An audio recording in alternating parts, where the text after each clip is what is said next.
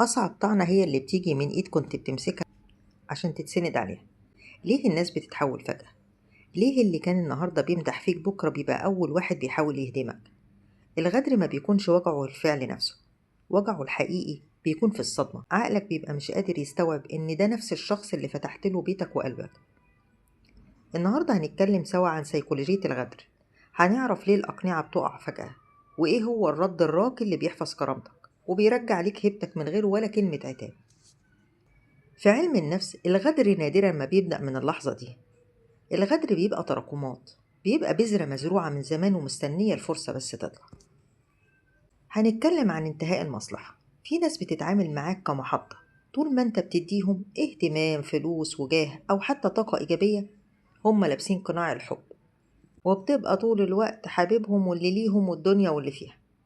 أول ما بيحسوا إن هم شبعوا أو إنك ما بقتش قادر تدي زي الأول، القناع ده بيقع وبيبان الوجه الحقيقي ويطلعوا فيك كل العيوب. انت مش واخد بالك ان في غيرة مستترة. احيانا غدرهم بيكون رد فعل لنجاحك او هدوءك. لما بيحسوا انك بقيت في مكانة اعلى او ان شخصيتك بقت اقوى، بيحسوا ان هم صغيرين جنبك، فبيكون الغدر هو وسيلتهم الوحيدة عشان ينزلوك لمستواهم ويحسوا بالراحة. انت بتصطدم من خذلانهم. بس عايزين نتكلم في نقطة.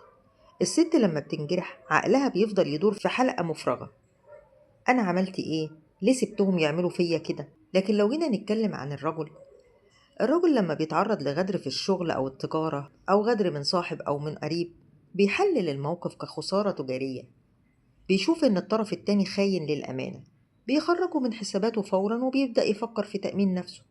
الموضوع عنده بيخلص على طول. الغدار شخص غير أمين. إنك تلوم نفسك ده مش هيغير حقيقته. إنك تدور عن أسباب هو عمل معاك كده ليه، ده مجهود ضايع. اقبل إنك كنت كريم وصادق وهو كان لئيم ومش كويس. ده لوحده كفاية إنك تقفل الصفحة وتتحرك لقدام. طب إيه الرد المناسب على اللي غدر بيك؟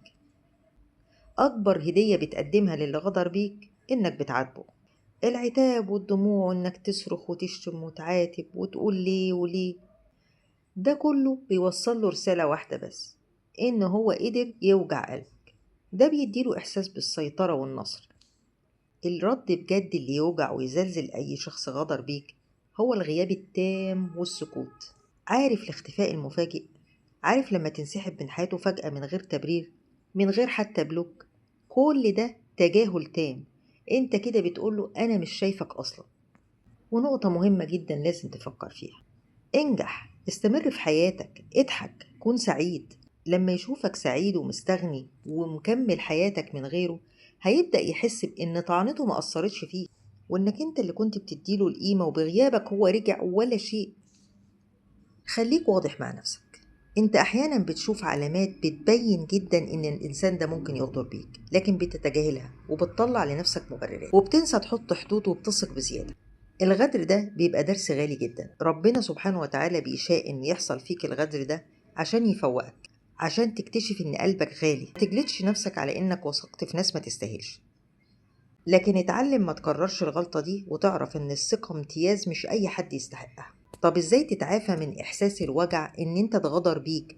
وإزاي يحصل فيك كده؟ وإزاي يحصل من الشخص ده معاك كده؟ التعافي ما بيكونش بالانتقام، التعافي بيكون بالترفع. امسح الذكرى المؤذية دي كلها من حياتك، املى حياتك بحاجات تانية بتحبها. اهتم بنفسك، ببيتك، بشغلك، بقرايبك، بصحابك الكويسين. ردك هو نسختك الجديدة اللي ما بقتش تسمح لأي غدار يقرب منها. لما توصل لمرحلة إن الشخص ده ما بقاش يصير فيك أي غضب، بقى مجرد غريب مر في حياتك، اعرف إنك انتصرت انتصار ساحق. في النهاية اللي غدر بيك خسر أمانك وصدقك، وانت خسرت حمل تقيل كان هيوجعك أكتر في المستقبل. خليك واثق إن الدنيا دوارة، وحقك هيرجع لك في الوقت اللي تكون فيه نسيت كل اللي حصل ونسيتهم أصلا. أنا سيلا. قولي في التعليقات إيه الدرس اللي الغدر علمهولك وبسببه بقيت أذكى وأهدى دلوقتي. أشوفكم الفيديو الجاي بكل نصر وسكينة. شكرا.